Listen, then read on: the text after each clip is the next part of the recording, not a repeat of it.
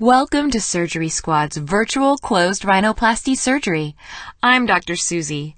Today we will be performing rhinoplasty. It's what's commonly referred to as a nose job. In this cosmetic surgery, our patient is a young lady who's looking to change the shape of her nose. Some surgeons will perform this surgery using a local anesthetic and sedation, which makes the patient numb and in a dreamlike state.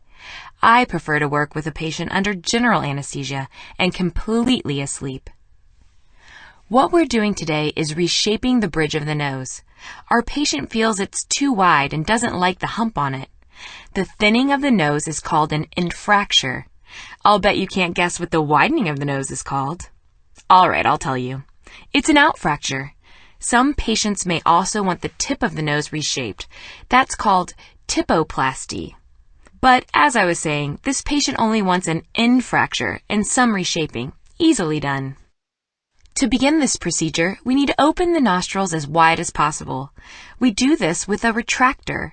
Can you place the retractor in the patient's right nostril? Now with the nostril opened wide, we'll make an incision inside in a crescent moon shape.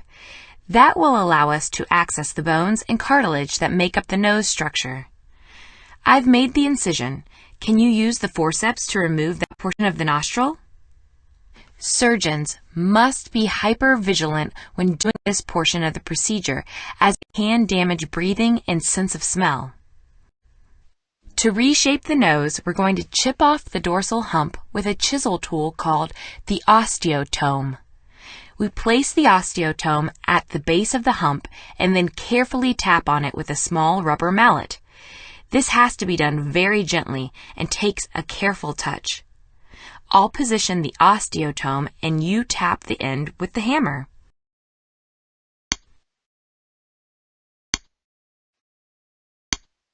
Now that the hump is loosened, we need to pull the bone and cartilage out of the nose. Use the tweezer-like forceps to slip it out of the incision.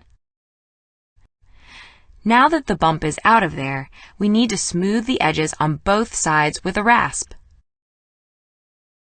The space left by the bone we've removed is referred to as an open roof. To close the open roof, carefully tap the osteotome along the path that I've marked. This breaks the nasal bones so we can reposition them. Tap the osteotome once each time I reposition it on the left and right nostrils.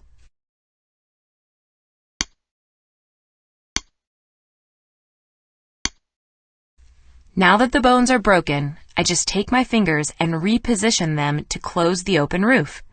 Because we made such perfect breaks, the bones slip right into place and the nose is perfect. A few stitches to close up the incisions, and then we place nasal airway splints in each nostril to hold things in place.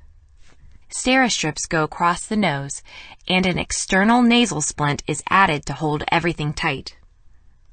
Our patient will have some bruising and minor pain for a few days. We'll remove the splints in about a week. Most of the swelling will be gone by then, but there can be a bit left for a few months. And there we have it.